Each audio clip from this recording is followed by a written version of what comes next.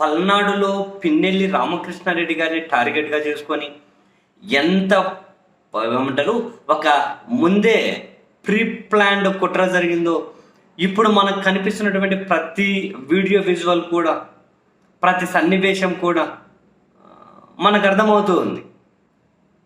So ఎప్పుడైతే ఆయన EVM ధ్వంసం చేశారు అని చెప్పి ఒక వీడియో లోకేష్ పోస్ట్ చేయగానే ఆగా మేఘాల మీద ఎలక్షన్ కమిషన్ ఆయన అరెస్ట్ చేయాలని చెప్పి ఆదేశాలు ఇచ్చి పడేసి అదే పని చేసిన వేరే టీడీపీ వాళ్ళకు అంతకుముందు జస్ట్ 41 నోటీసులు మాత్రం ఇచ్చి ఈయన మాత్రం అగమేఘాల మీద అరెస్ట్ చేయాలని చెప్పి పోలీసులు తిరుగుతూ 2 రోజులు టీడీపీ మీడియాలో మామూలు హంగామా చేయలే.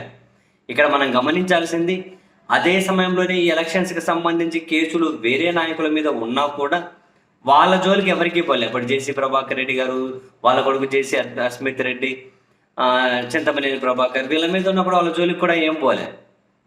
మొత్తానికి కౌంటింగ్ రోజు పిన్నెల్లి రామకృష్ణారెడ్డిని అక్కడ దూరంగా ఉంచగలిగితే, లోపల ఉంచగలిగితే వాళ్ళ క్యాడరు, వాళ్ళ నాయకుల్లో కూడా ఒక రకమైనటువంటి భయాన్ని కలిగించవచ్చు. సో దట్ కౌంటింగ్లో ఏమైనా ప్రయోజనం పొందొచ్చు అని చెప్పి ఏమైనా ఆశించారేమో నాకైతే తెలియదు. ఎట్టకేలకు ఆయన అయితే హైకోర్టుకి వెళ్ళారు. హైకోర్టుకి వెళ్తే ఆయన తరపున నిరంజన్ రెడ్డి వాదనలు వినిపించారు. ఫైనల్గా రాత్రి జస్టిస్ జ్యోతిర్మయి గారు ఒక తీర్పు ఇచ్చారు. ఏమని, ఒక పిన్నెల్లి రామకృష్ణారెడ్డి గారే కాదు, కేసులు ఉన్నటువంటి అధికార పార్టీ వాళ్ళైనా ప్రతిపక్ష పార్టీ వాళ్ళైనా, అంటే ఈ ఎన్నికల్లో పోటీ చేసిన అభ్యర్థులు ఎవరైతే ఉన్నారో వాళ్ళను జూన్ 5వ తేదీ వరకు కూడా ఎలాంటి అరెస్టులు చేయకండి అని చెప్పి ఆదేశాలు ఇచ్చారు.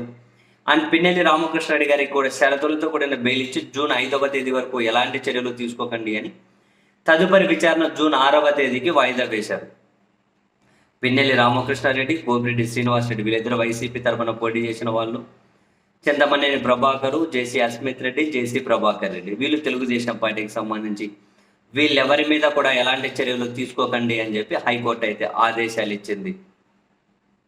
సో ఇప్పుడు ఇంకెవరైనా కనుక తెలుగుదేశం పార్టీ మీడియా పెద్ద ఏమైనా స్క్రిప్టెడ్ న్యూస్, న్యూస్ రెడీ చేసుకొని ఉంటే, ఏమైనా పిన్నెల్లి రామకృష్ణారెడ్డి పారిపోతారని చెప్పి మీ వాళ్ళని ఎవరైనా రిపోర్టర్లు నేపాల్కో, శ్రీలంకకో, బంగ్లాదేశ్కో, లేకపోతే నీకు ఎక్కడైనా పక్కగా మయన్మార్కు పంపించి ఉంటే మళ్ళీ వాళ్ళని వెనక్కి పిలిపించేసుకోండి అని మీరు ఆల్రెడీ పంపించి ఉంటారు. ఆయన పారిపోతాడు, విమానంలో పారిపోలేడు, అందుకని పడవల్లో పారిపోతారు, అడుగులు పట్టుకొని పారిపోతారని ఏమైనా పాపం కాస్త ఆశపడి ఏమైనా పంపించి ఉంటారేమో.